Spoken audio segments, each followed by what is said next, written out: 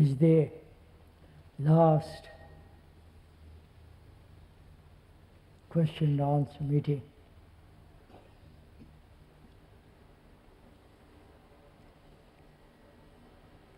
A lot of questions have been asked, written down. It's impossible to answer all of them.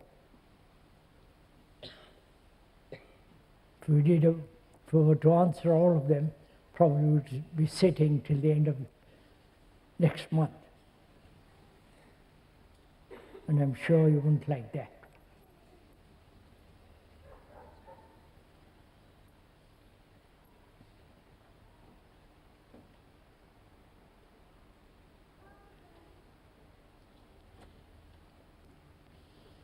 I wonder why we ask questions.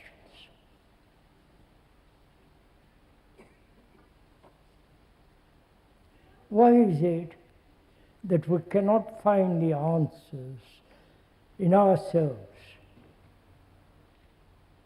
Why do we depend on others? Whether it be a psychologist, a person who is called a guru, a teacher, or from the speaker. Why? Is it that all of us are so accustomed to be guided? We seek help from others.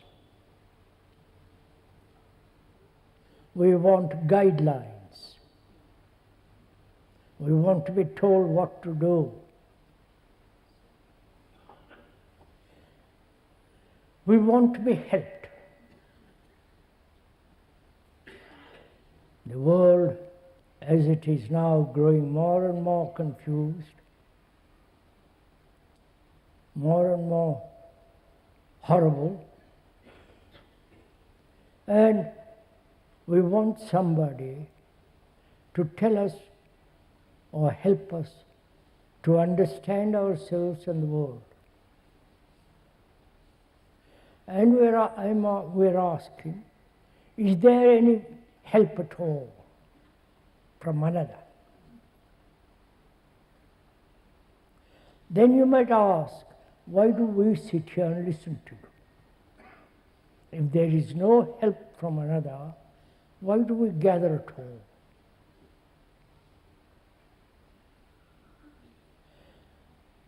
As far as one understands,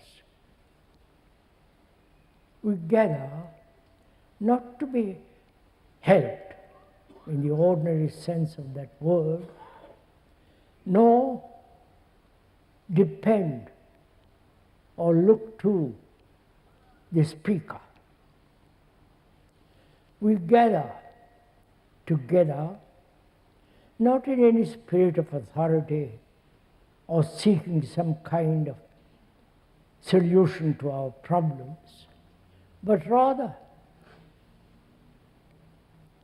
meeting together to converse, to go into matters that are essential in our lives. It's a conversation between two people, between two friends. And in that conversation, each one is beginning to see clearly his own problems.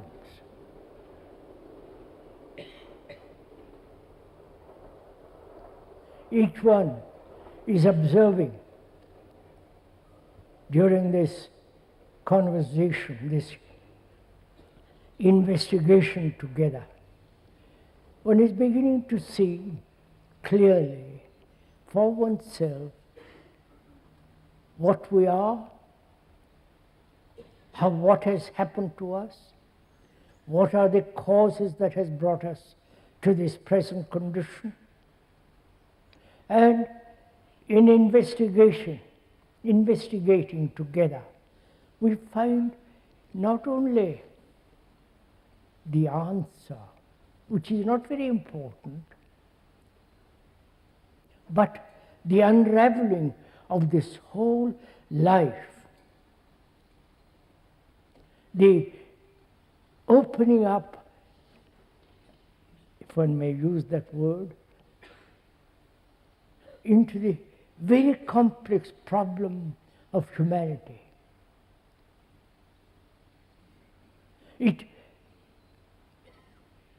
If we look at it very carefully, it begins to flower, it begins to expand, begins to explode. Whatever then is perceived, understood, and lived, that brings about one's own intelligence. But to depend on others, which has become not only the fashion, but also that has been the state of man for many centuries. The priest, the soothsayer, the clairvoyant, the guru, the psychologist, you follow the whole world which says, we'll help you.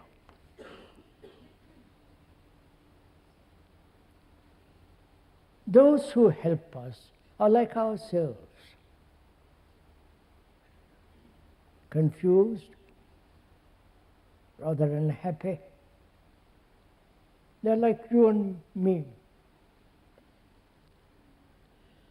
And when we do not depend on anybody, literally, inwardly, not depend on a soul,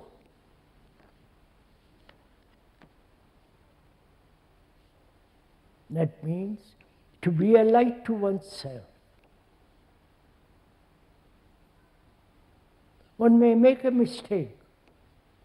We often do. Do the things that are not correct. Regrets. And if we do not carry over day after day those regrets, those incidents that have not been correct, precise, those activities that have brought about confusion, if we see them clearly and end them immediately, then you need to ask help of nobody.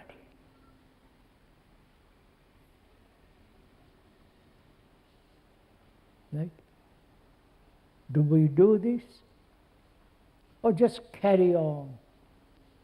I'm confused, I'm unhappy. I have followed this and I've followed that. Listen to that person or to that individual, and at the end of it all, I'm still lost. I'm still confused, unhappy. If we once see the truth that following anybody is most destructive,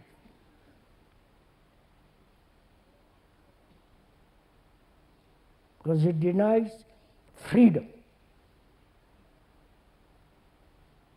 And if there is no freedom, there is no love.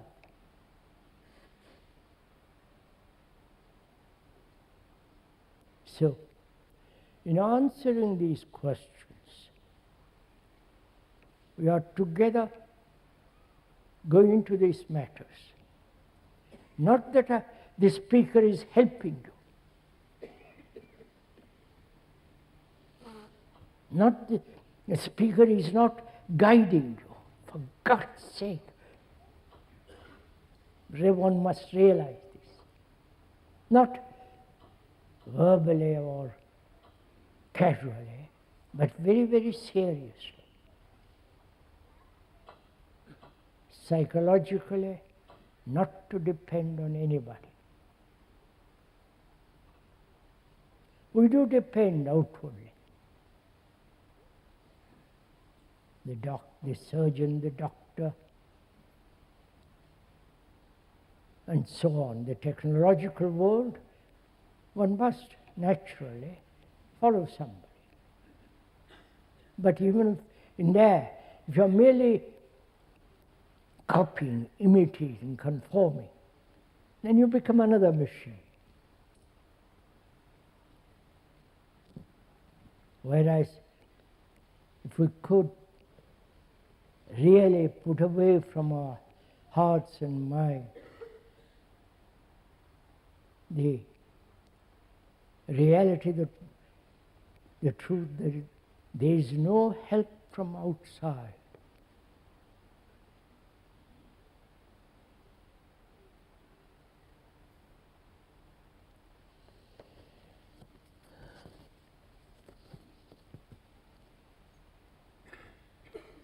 Don't be unhappy about it.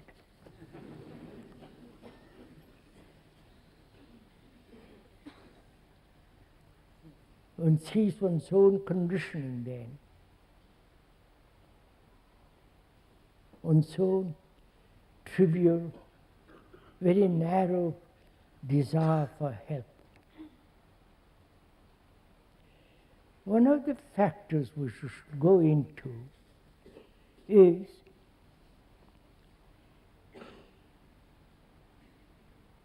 the world outside and the world within.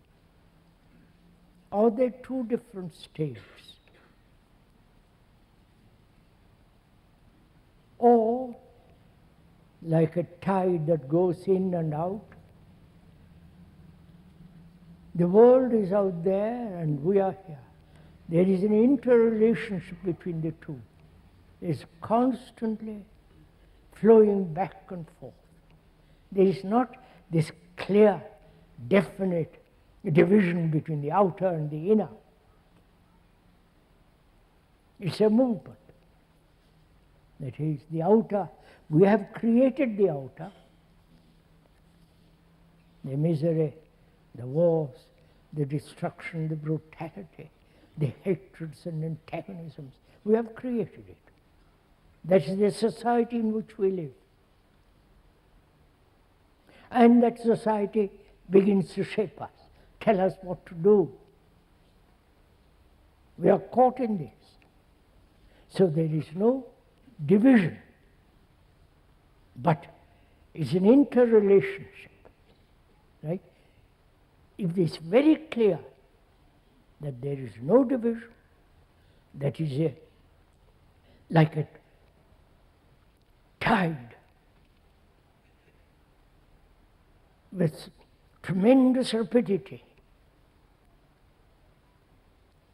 that flows in and goes out. From that question arises, these questions, it's not put here, a very fundamental question. This movement from the outer to the inner, and the inner to the outer, inner being psychological movement, which affects the outer, and the outer affects the psychological state. As long as this movement exists, we will be caught in this cycle of misery, right? The cycle of confusion. Because the outside is pushing us, give a great deal of pressure upon us, and we respond to it. Are you following? So, we are asking a very serious question, which is, can this movement of the inner to the outer and the outer to the psychological state end? Or must this everlastingly go on? You understand my question? Please think of, look at it.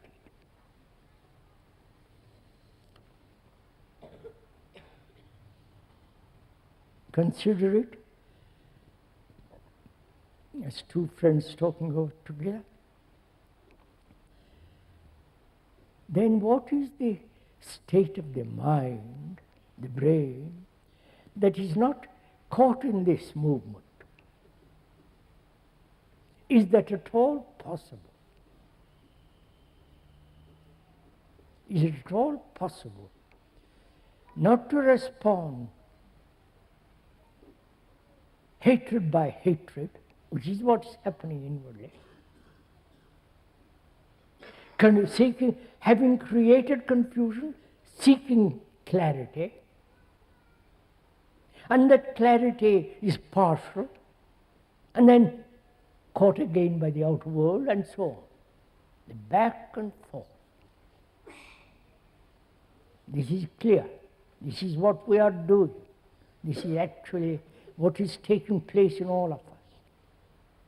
Responding to the outer, which we have created, and then the outer is challenging us, and we respond to it. Right? See this tremendous mechanical process of our life.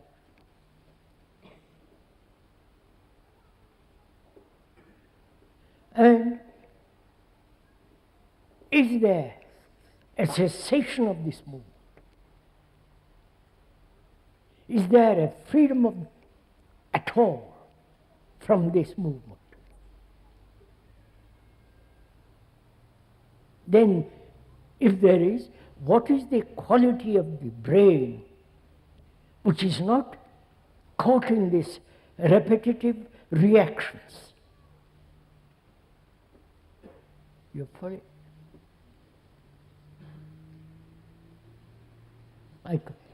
You have to find out. So good, the speaker telling you what it is. You have to find out, work at it.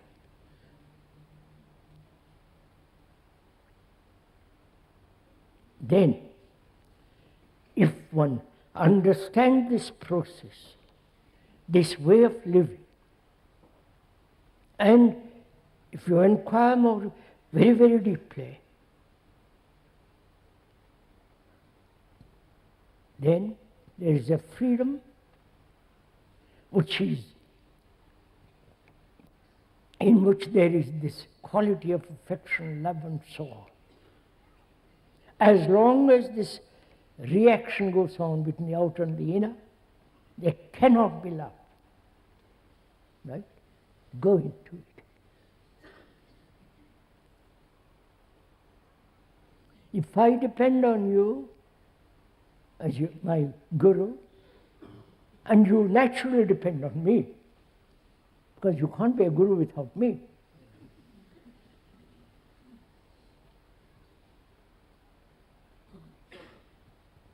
So you tell me, and I respond to you, which is out. And you follow the same phenomena going on. How can there be this sense of great love, which is intelligence, when I depend on you and you depend on me? You understand?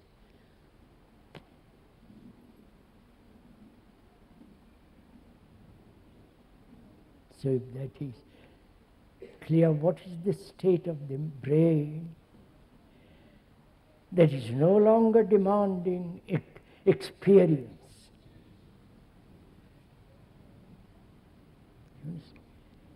The reaction to the outer and the outer challenge to oneself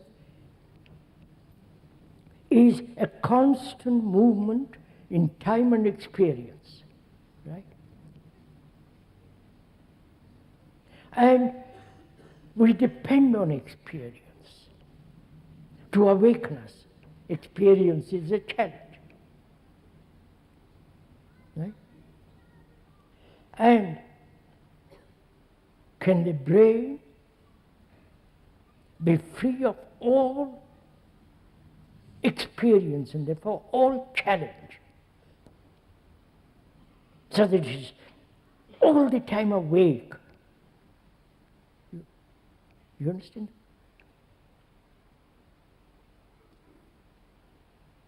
So that it is totally a light to itself, without any shadow. Right? Is this clear? You'll have to work, you'll have to go into it yourself if you're interested. That is there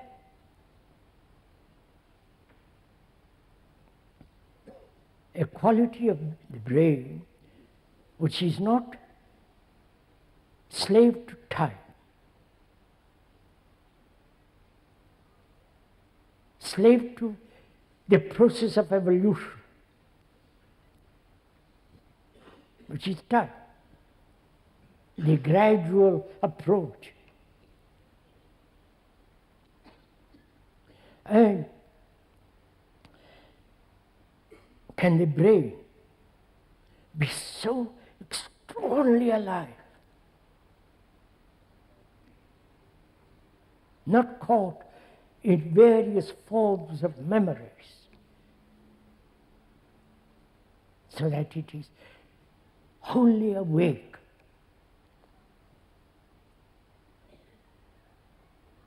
This is a very serious question which you have to think it over, go into.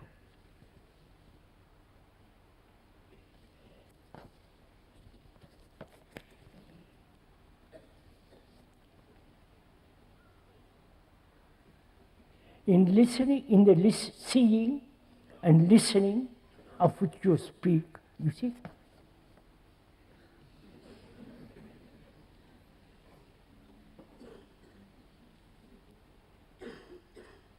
of which I speak. It is not we speak. Therefore, the speaker is becoming gradually the authority, which is an abomination.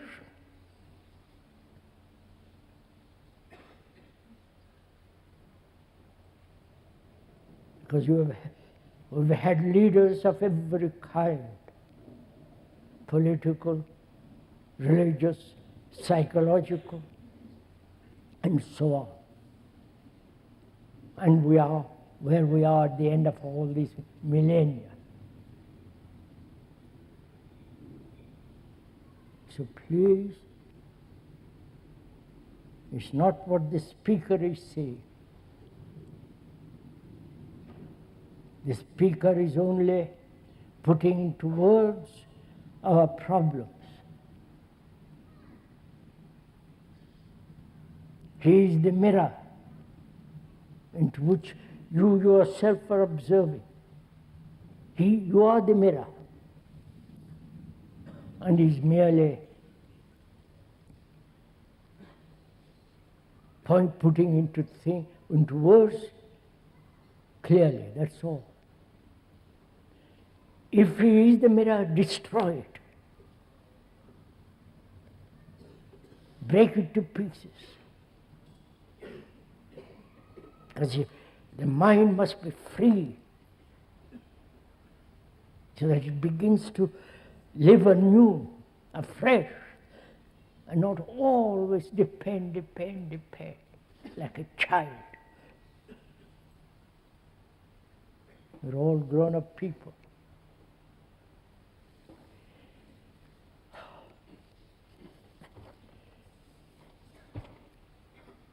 In the seeing and listening, the same seeing and listening we know. Or does it imply an awakening of a new perception? How can we be sure that thought has not crept in more subtly? In the seeing and listening, I'm cutting it off which you speak. The same seeing and listening we all know. Or does it imply the awakening of a new perception? And how can we be sure that thought has not crept in more subtly? Now let's look at it. Not K says it, therefore you must listen to it. Let's look at it. Do we ever listen? Or listen very partially?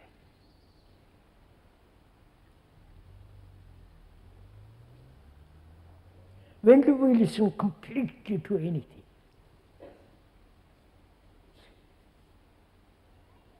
Have you asked, do I ever listen completely to, say for instance, Beethoven? Absorb what he's saying. The beauty of the vitality of the enormity of that music. The strength of it. Or our reactions to that music come immediately. You understand? I listen to Beethoven's Leonora, and he's telling me about the prison. You know the story, I won't go into it. And I'm emotionally stirred, and I enjoy this emotion. Feel I'm really appreciating that music. Whereas if there is no response emotionally, I'm actually absorbing all that he wants to tell me. Right? So do we ever listen that way? Not only to music, to my wife, to a friend. Do we ever listen so completely to catch the intonation, to feel the subtlety of what she wants to tell? Or to say, well, the old girl I know, she has been telling me this for 20 years.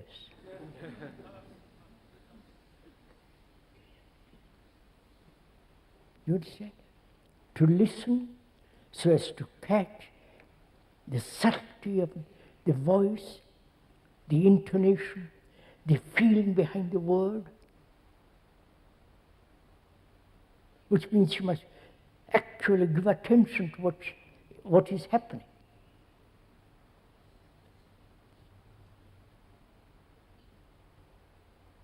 When you give such attention, please, this simple, shall I go? Will you go with me a little bit? When you give such attention, there is no recording. Right? You see? It's only when we are not completely attending, there is recording. Recording her insult, or her encouragement, or all the rest of it. The brain is recording. This important question, I'll go into it later. Rather fun.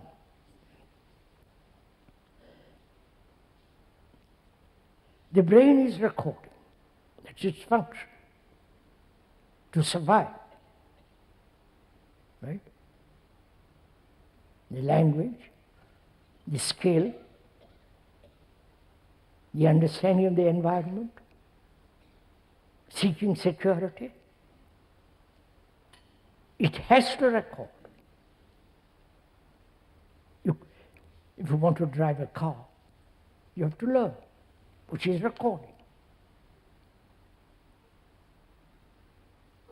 And when one's friend or wife or one says this or that, it's being recorded.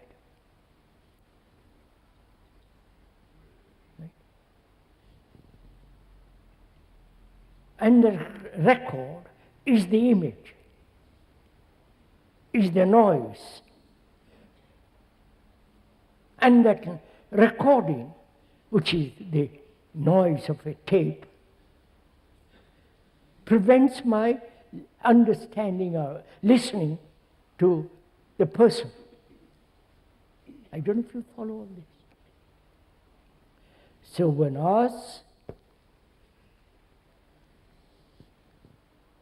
it is necessary to record,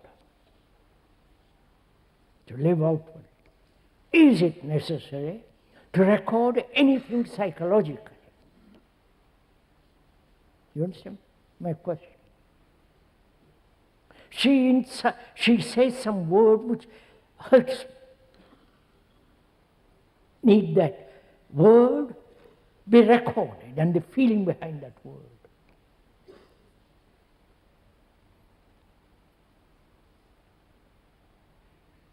If it is,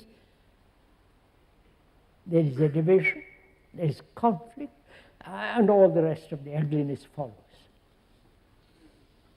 You understand this question? It requires a very clear perception of what is actually going on. I listen to my wife, or girlfriend, whatever it is, or to a friend. I listen and find out if that listening is so clear, precise, and wholly attentive, and in that attention, is there a recording?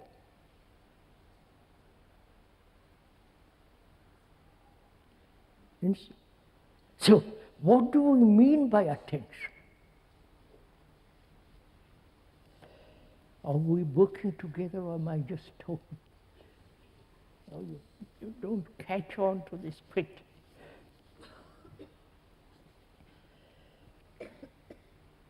Attention means, doesn't it, to focus all your energy without limitation. Right?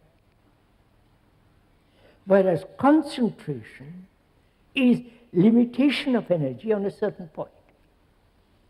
Clear? I concentrate on a book.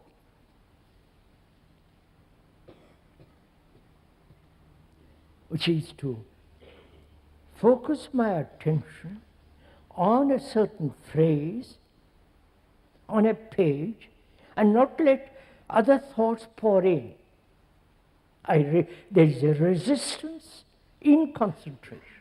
Right? Whereas when you give complete attention, there is no resistance. Right?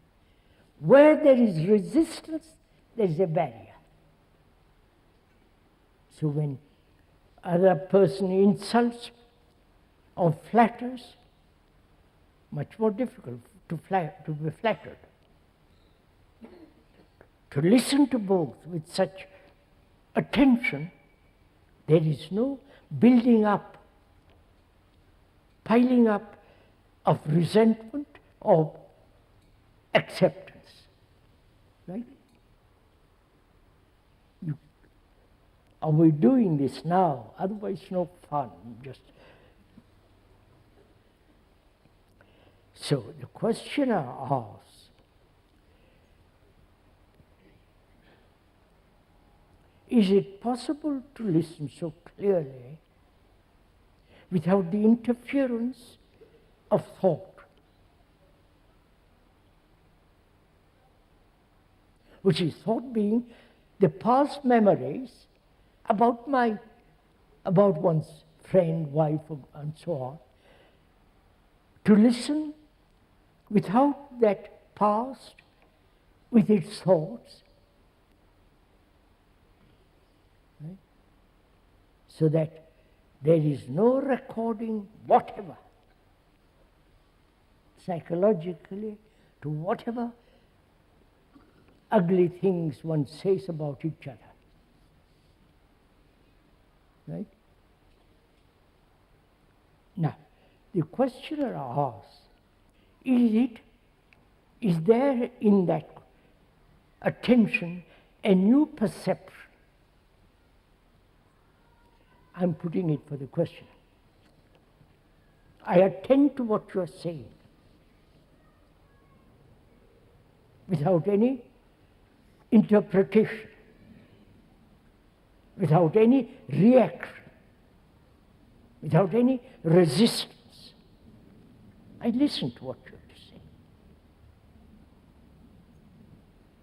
Such a listening is obviously something totally new. Something totally,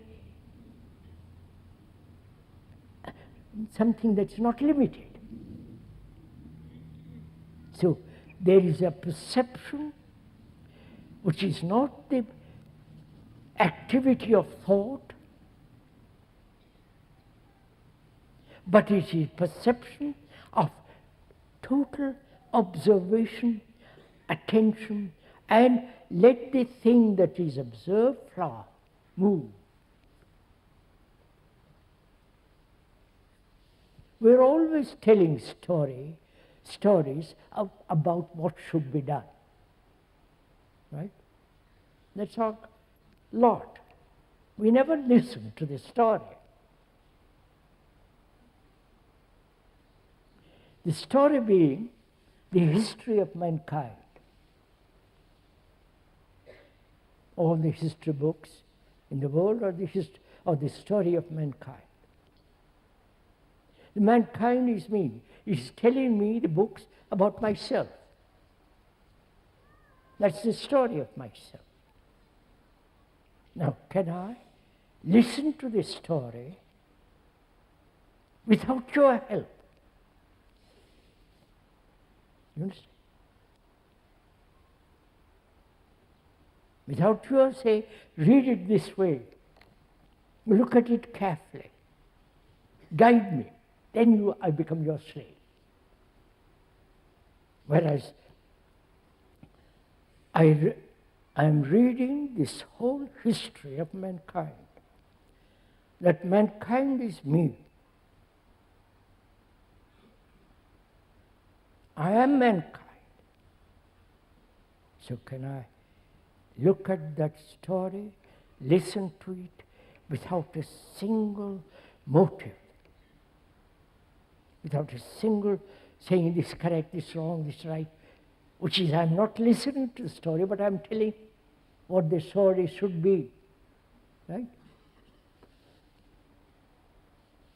So when you're so attentive, listen, then there is a totally new perception.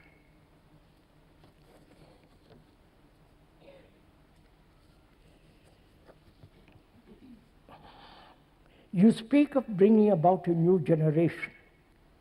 Don't you want all? I speak about it. Will this happen by individuals transforming themselves, which seems impossible?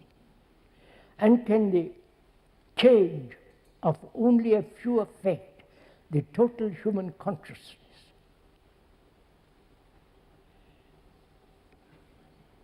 It is said that it is necessary to bring about a new generation. Will this happen?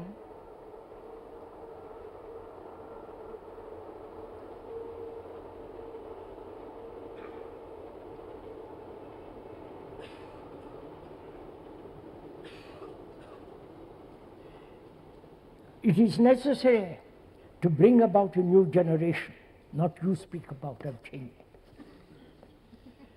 Will this happen by individuals transforming themselves, which seems almost impossible? Or can the change of only a few affect the total human consciousness, right? You've understood the question? If the question, in our conversation, one of you bring up this point, a new generation is necessary. obviously, depending on education and so on. And it seemed almost impossible to rely on every human being changing to bring about a new society, a new culture, new this. And as that seems almost impossible, will the transformation of few people, that's you and I, few people, not the elite. Oh, I don't know why we are afraid of using that word elite. The few are the elite, always. Will those few affect the whole consciousness of mankind, right?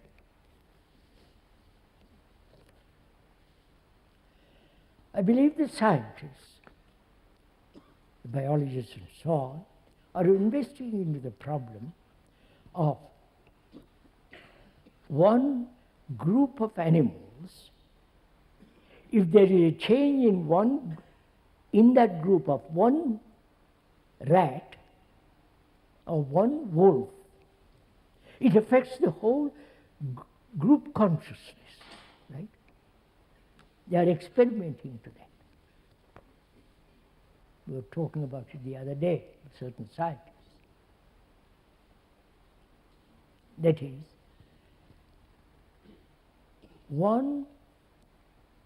a group of certain species, like the wolf, like various other animal groups, if in that group one has certain experience, it affects the whole of the others. I don't know if you have not watched the Japanese monkeys. One monkey, by chance, washed a potato, whatever it was he going to eat. And it affected, then the whole of other groups were doing the same. This is, you have seen it. So the question is, you understand? It's very important to understand this. If you, as a human being, who are the representative of whole of humanity, right? Because your consciousness is the consciousness of every human being with their struggle, pain, anxiety, loneliness, unhappiness, suffering. That's your consciousness. It's not yours. It's a human consciousness. That is, you, as a human being, are the representative of all humanity. It's a marvelous truth. Now, if you are really transformed, naturally you will affect the whole of human consciousness.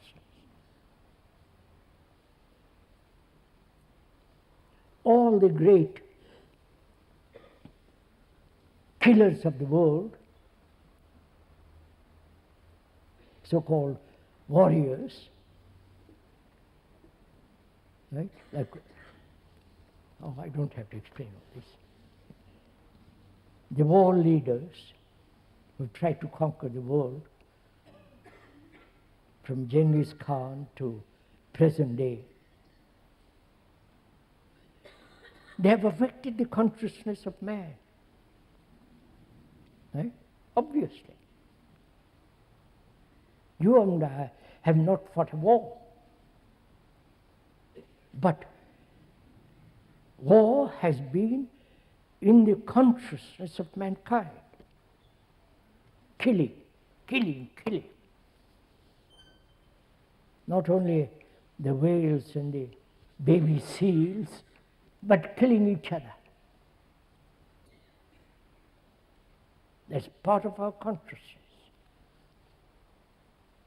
Now, if you see that killing is an abomination, I mean, it's something unholy, and you don't take part in killing. Don't say, do I not kill a cauliflower when I eat? We're not talking about cauliflowers or tomato. We are talking about human beings killing each other. When you, as a human being who are the entire humanity, you change radically, change not new hair, but change at depth, then naturally you affect the mankind. So, from that question arises, are you, as a human being, going to do it? Or just carry on, day after day, the same old pattern being repeated? And say, will the wars ever end?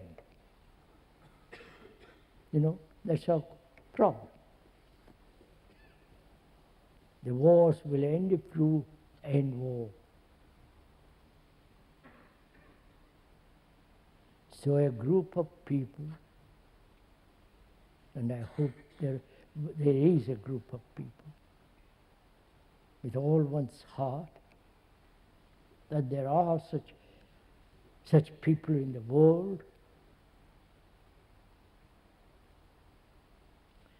and if they are transformed, it affects the whole of the human consciousness.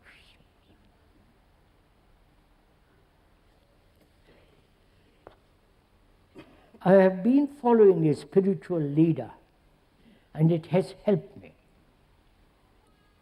But after listening to you, I felt what you say is right, and I have left the poor old guru I was following. He doesn't say that.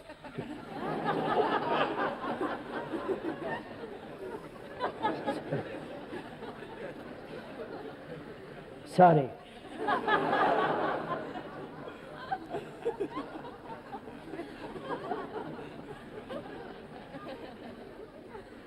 But after listening to you, I felt what you say is right, and I have left the guru I was following. Now I feel lost without guidance. What do you say?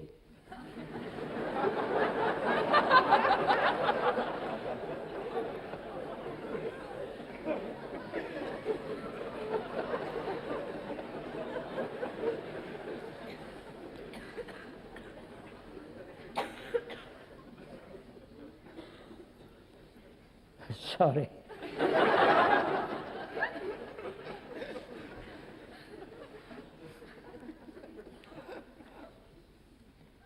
You know, in the Western world, faith has become very important, right? Faith, belief.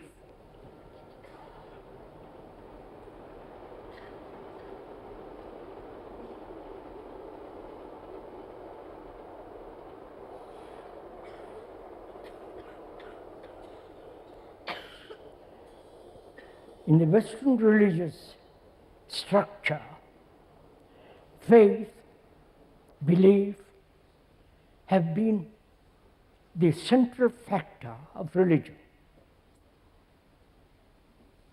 right?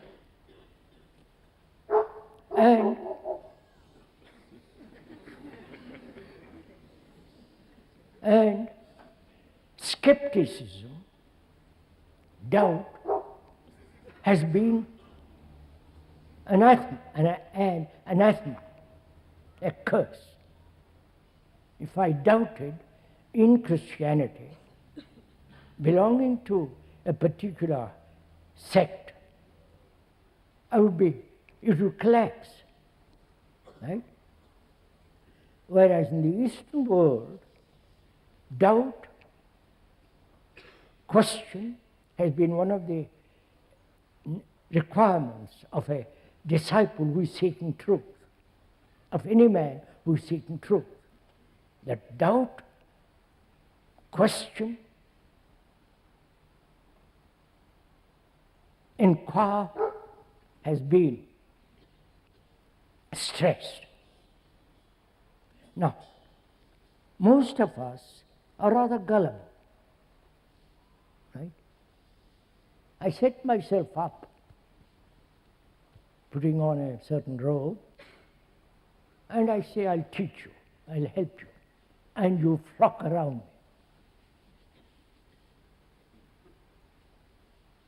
You don't question me.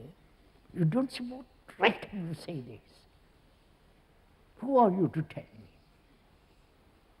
You follow? There is no inquiry, questioning, challenging. We're all so gullible.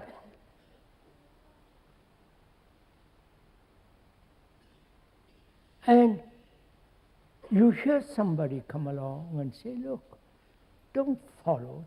Look at yourself. Learn about yourself. It's all there.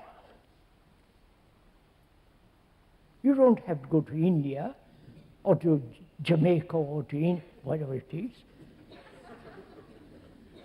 Perhaps Barbados might be nicer. It's warmer. You go there and there's all this circus going on. And you fall into that trap. And then after spending years, you say, my God, this may be wrong. Somebody tells you it's not right. And you're caught. You understand? You never begin by questioning, by doubting the authority of another.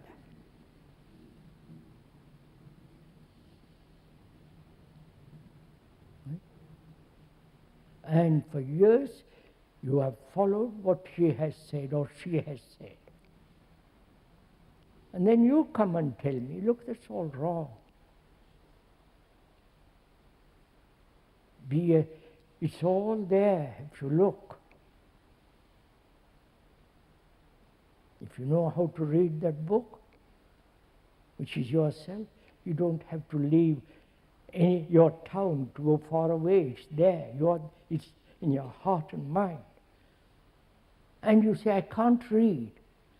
Tell me how to read. Then you're had. Right? So, from the very beginning, psychologically, in matters of the spirit, there is no authority.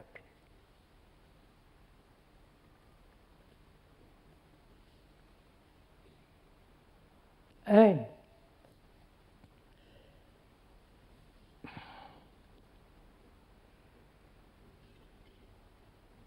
one is lost, right?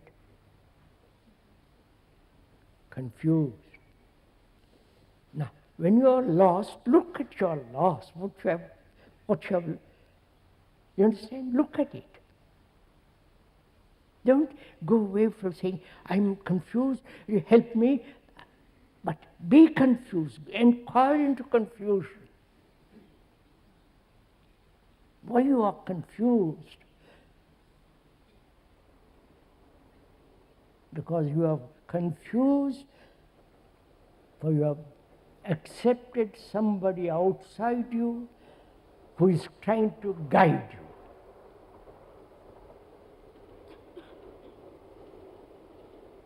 Right? But if you don't rely on anybody, then you are looking at that extraordinary, rich device of oneself. Right? So one begins to ask, what is confusion? Is confusion, please just listen, is the opposite of clarity. Right? If clarity is the opposite of confusion, then the opposite, which you call clarity, is also confused. But if you end confusion, right, there's clarity. So, but we don't know how to end confusion because we don't look at it. We run away from it. We don't investigate. See why? I'm attached, I'm dependent, I'm this, I'm that. Therefore, that is bringing about confusion.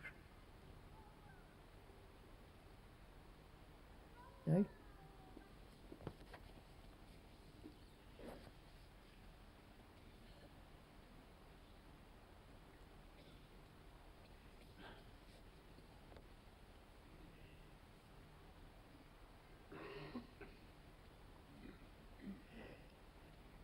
Is there something sacred in life?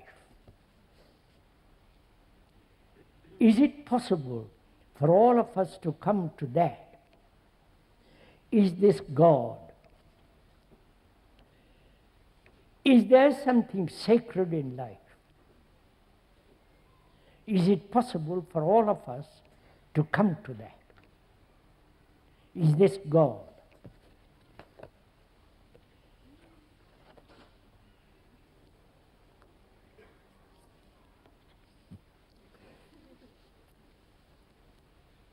First of all,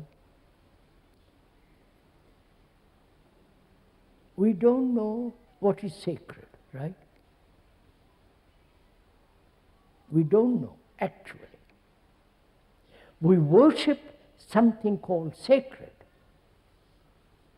in a church, in a mosque, in a temple. We worship something, a symbol, calling that symbol sacred. We pray for it, we genuflect for it, and so on, so on. What is sacred?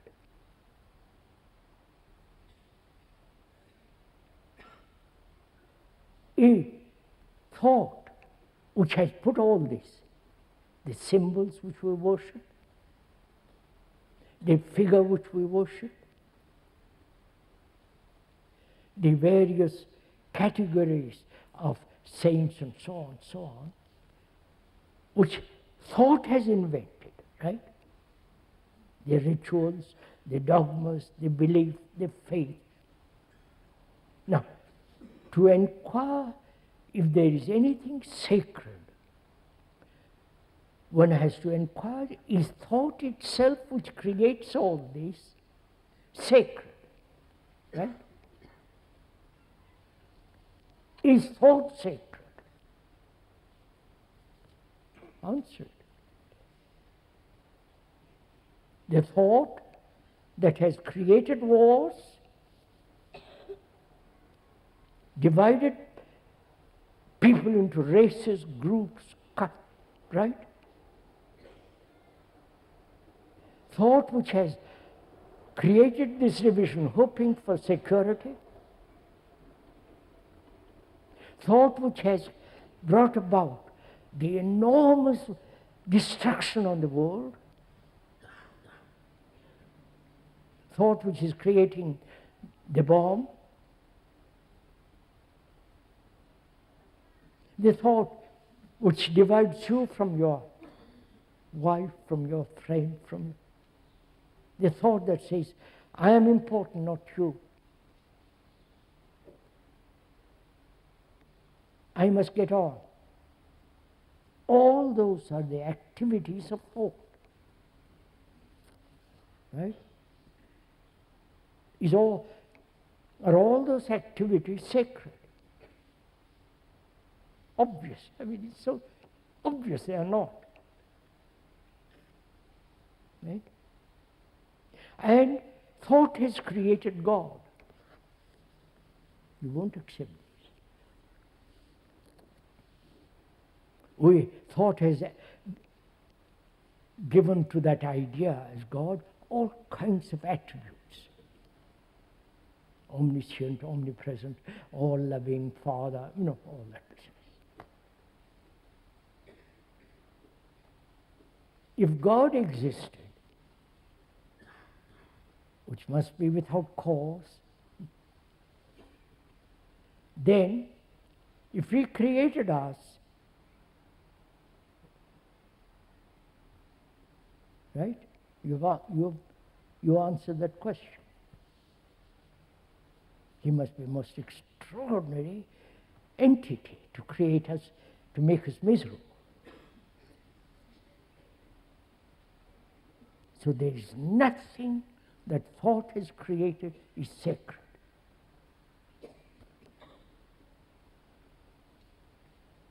Right? If that is clear, it's so logical, so absolute. Right? Then, is there in our life, in living, anything sacred? Not to achieve or come near that which is sacred. Right? I don't know, it's important to understand. To achieve or perceive or come near that which is sacred implies the sacred is there and I have to come to it. I have to achieve it through good behavior, through this and through that, through sacrifice, all the rest of it. See again what tricks thought plays? It has projected something out there and says that is sacred and I'll work for it. Right? So what is important is not if there is something sacred, but to see the tremendous subtlety of thought. How thought is always projecting something better, more noble, more and more. A form of achievement. That is, in this world, I am a general manager, ultimately I become the executive. Right? It is the same mentality carried over. So, can thought realize its own limitation? Not say to thought that you are limited, which would be another thought saying, to realize the very activity of thought is limited.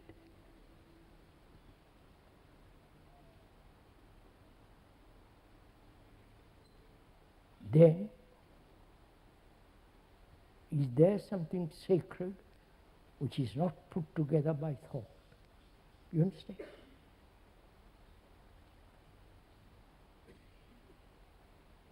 Till we understand very deeply the nature of thought, which has its place. Right? I must use thought to use my English. I must use thought to go from here to over there. So to realize thought is a broken up fragment. And that fragment may conceive the eternal, that which is nameless. That is just a concept projected by thought itself. Whereas, if we go into it very carefully, attentively, to see that thought has its place, but has no other place. That is, there is no recording of psychological accumulation. The record is the accumulation, which is the me.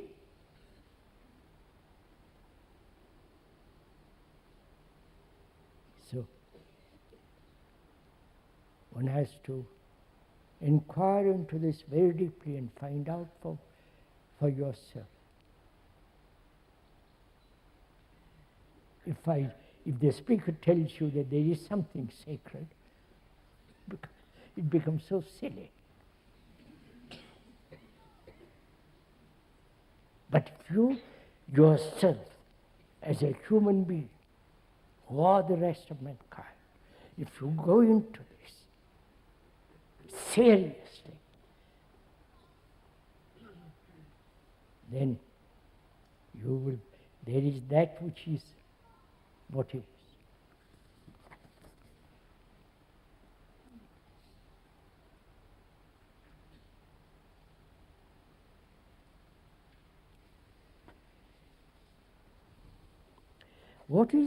What preparation can I give my children for today's world? What should be the meaning of and focus of education? Right. What preparation can I give my children for today's world? What should be the meaning and focus of education?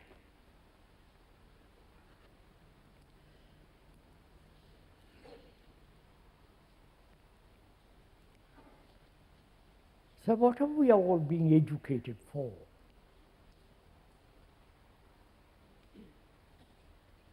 The answer is, you're all very educated people. You have probably gone to colleges, universities, gathered a lot of information, knowledge about various subjects, and you probably have specialized in a particular subject. And if that, as an engineer, psychologist, and so on, you earn a good bit of living, good bit of money. And for the rest of your life, there you are. Married children, with all the problems of children, and the wife and so on. That is what is happening in the world, right? Those who are educated and those who are not educated. Go to India or Far East, not to Japan, they are very well educated. Go to India and other Eastern countries. There's overpopulation. Every year in India, 15 to 13 million people are added, which is the population of Holland. And poverty, degradation of poverty.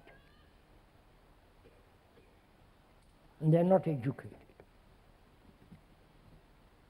Most of them will never know how to read a book, right? So, modern education, as it is now, is making the human mind, brain, more and more mechanical. Right? So this is a very serious question. Is knowledge making human brain more and more mechanical? You understand my question? I specialize in engineering.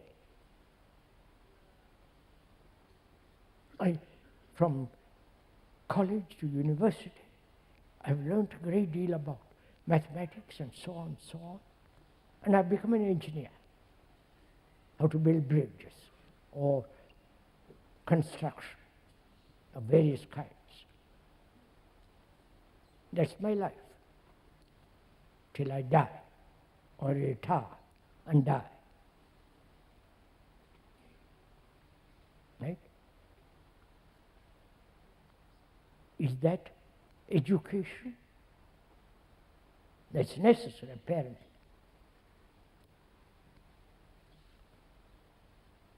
And psychologically, inwardly, I don't know, I'm not educated, right? I am what I have been for a million years, slightly transformed, right? But I am brutal, violent, cruel, wanting to hurt others, and so on. So what do we mean by education?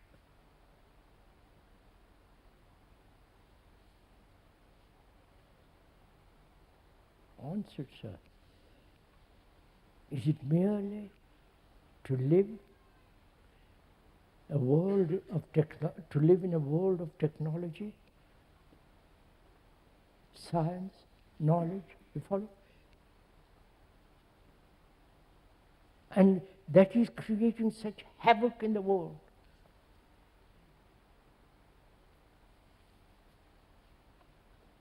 And we totally neglect the other.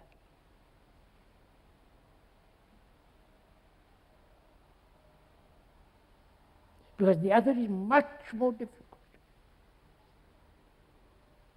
Requires great deal of inquiry, exercising your brain so that you are looking at life totally differently. So, from all this, which we can't go into great detail, from all this, education is to bring about a good human being. Right? Good in the old sense of that word. That word is not fashionable. Good, that is a human being that is highly intelligent in the sense we have used that word, who has the capacity to understand the technological world and live there, and also the other, to be free, to have great affection, love, compassion, not belong to any sect, any group, any country. You understand? There are no such schools in the world. Perhaps there one or two exist where we are concerned. But it's very difficult to bring about such quality of mind because the parents don't want it. The outward conditions are so appalling, so frightening, and so on. So can you as a human being, educate yourself so that you have this enormous depth of love and all the rest?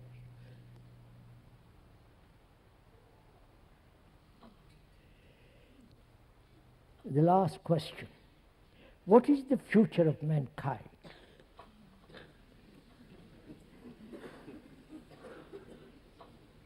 It's a very good question. What is the future of you?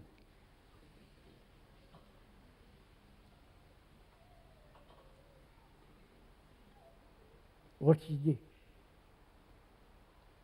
you who are mankind? What's your future? As we now are living,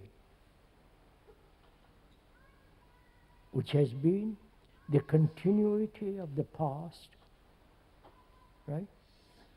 Continuity of wars, hatreds, divisions,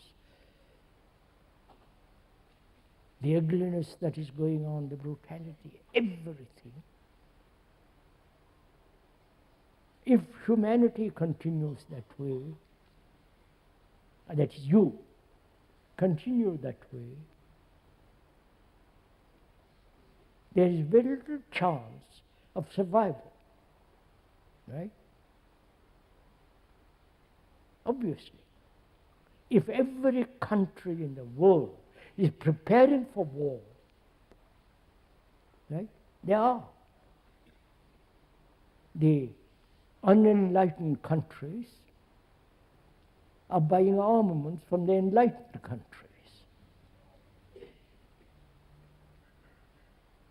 Those who are highly civilized, like Britain, France, America, and so on, they're supplying armaments right and left to everybody. Because in industry becoming necessary to supply arms, right? So their economy depends on it. So the continuity of war, destruction, is guaranteed.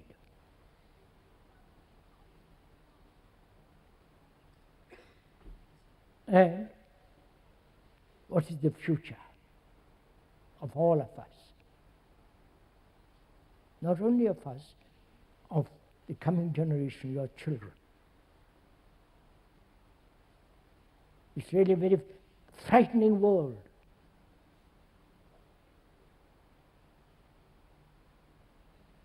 You may talk about all the rest of the things we have talked about. Gurus and followers and all that silly stuff. But this is a tremendous problem. If we go on as we are going on, we are bound to end up in a catastrophe of some kind. And if you accept that, it's all right.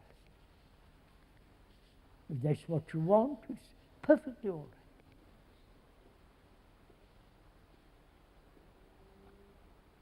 But if you say that's totally wrong,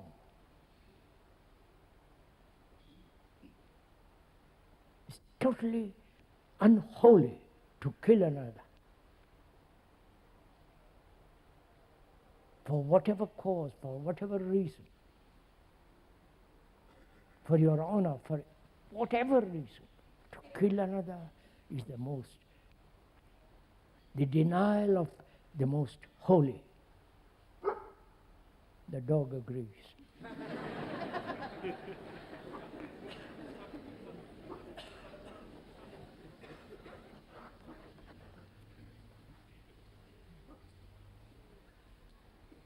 So what is one to do?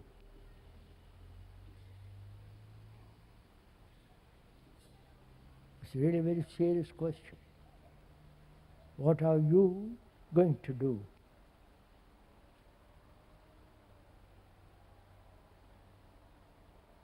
Because whatever we do is going to help armaments. And the politicians know all this. And the politicians' function is to keep isolation going. My country first. They have no global relationship. They have no idea of that. Right? That we can exist, we can only exist on this earth when we treat the earth as ours, all of ours. Not British, French, German, or the rest of it. No. You perhaps and we realize this. Then, will it affect the whole consciousness of mankind if I really, and if you and I really, deeply, do not belong to any group, to any nation, to any sect? Will that affect the whole of the world? Of course, if there are all of us in this hall, in this tent, really felt this, would naturally it affect the whole of consciousness even of the politicians.